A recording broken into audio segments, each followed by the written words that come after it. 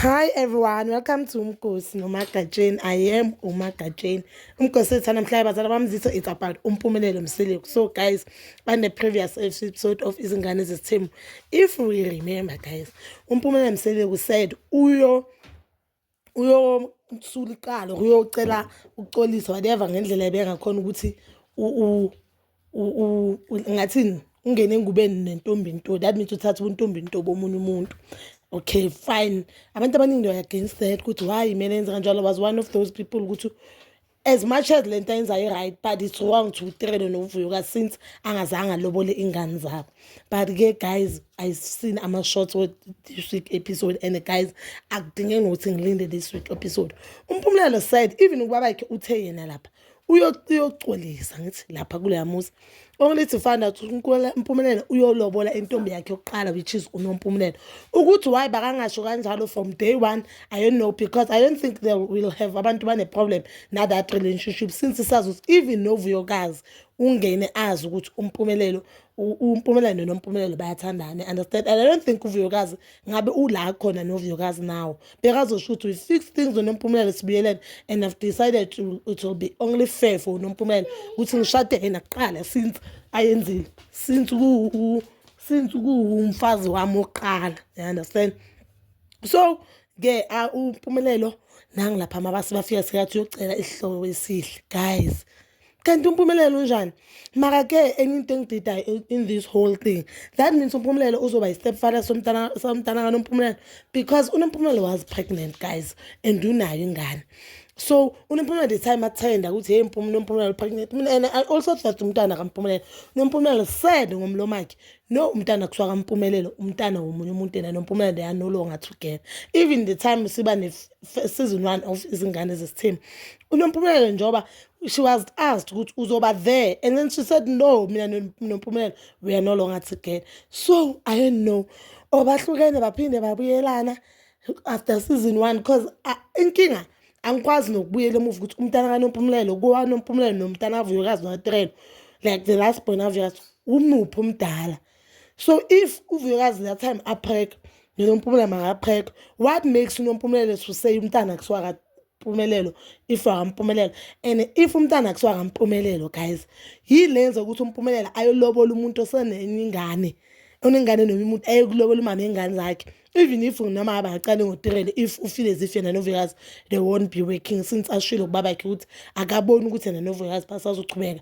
And on the therapy session ushilo ukuthi njengoba ubaba uMseleku wathi yena uyamcela uVuyokazi like uyamdinga uVuyokazi kulesithembu sakaMpumelelo, yena angamthatha nje abesithembu sakhe abo number 5 or number 1. You guys, no uVuyokazi azithini ngoba ngiyamthanda uVuyokazi makaphume kule nto le. And uThirelo, I've seen Thirelo the past few days the time uqala the season 2 of Ingane Zesithembu, she seems to be friend with Nompumelelo because they'll post ama-post engathi nje kugudlwa uVuyokazi. But as for uThirelo, that means naye shem akakaboni ukuthi la naye uyadlala naye akahloniphi uMpumelelo. I'm still saying up until this day uMpumelelo has zero respect for women and anyeke aphinde amhloniphe omunye unkosikazi omunye umuntu wesimame. Cabanga, just imagine he was out there telling the whole country ukuthi uMacele uzoba unkosikazi wokuqala. He didn't just promise uMacele ukuthi uMacele uzoba unkosikazi wakhe wokuqala, and the reason was anyeke anike since unkosikazi wokuqala kwa unkosikazi yethonga lakhe labantu bakuba bangasekho, so anyeke anike ama-ancestors wakhe umuntu ongasiyitshitshi. So noNompumelelo akasiyitshitshi. uMacele already amabisi wakhe aphezulu, ifamily yakhe boMacele yazi ukuthi umntana wethu uzothathwa jiki sekayijiki. uMpumelelo guys akawahloniphi lamantombazana athanda naye. uVuyokazi, if the rumors of the allegations of she's dating that guy, that chef, so you say ugirl makahlale lapho mangabe yahlonishwa, even if akahlala kodwa nje makaphume kulesithembu ngoba lesithembu iseseyinde le ndlela. Yabo when people say they don't want isithembini kuyabulalana, isithembu esisowa esenza abantu babulelane because kwabona labafazi angeke aza kuthola ukuthula. You promised uMacele that I'll make you the first wife. Kici solanda ex yakho, the ex that you said awusamfuni, the ex that uthe makaphuma athembisa uVuyokazi ukuthi uzoba umfazi wokuqala. You understand yonke lento le because yonke lento lokuthi uVuyokazi azibizwe ngumfazi wokuqala bangazibizwa ngumfazi wokuqala just because I believe ukuthi umfazi wokuqala into ayitshele uMpumelelo guys. Yo look guy, this boy, and he's a boy guys, ukude nokuba indoda lo mfana ukude akabahloniphi abantu besimame, akabahloniphi amakhosikazi wakhe. And I'm telling you guys today, yabona le nto leyo kuthiwa hayi abantu basesembini bayabulalana, into ezinje ezenza abantu babulalana, into ezinje, because already ufuna ukubona iside la makhosikazi angeke afuna ukulibona. And I've seen this thing, guys, and I believe, because I've seen on Instagram yaka Nompumelelo ne, that Instagram, there's a picture no, I think it's a TikTok video. Ibhalile when we are finally umamkhulu. That means uNompumelelo zoba mamkhulu, and there's nothing wrong uNompumelelo baka mamkhulu. But then akayile ukuthi ubaba umntana kaNompumelelo ubani. And if we know musumseleko, if baba umntana nomntana bokuwa kamseleko, umseleko ngabe umpostile umntana. Now waposta ka video kazi singakabuzi nokubuza.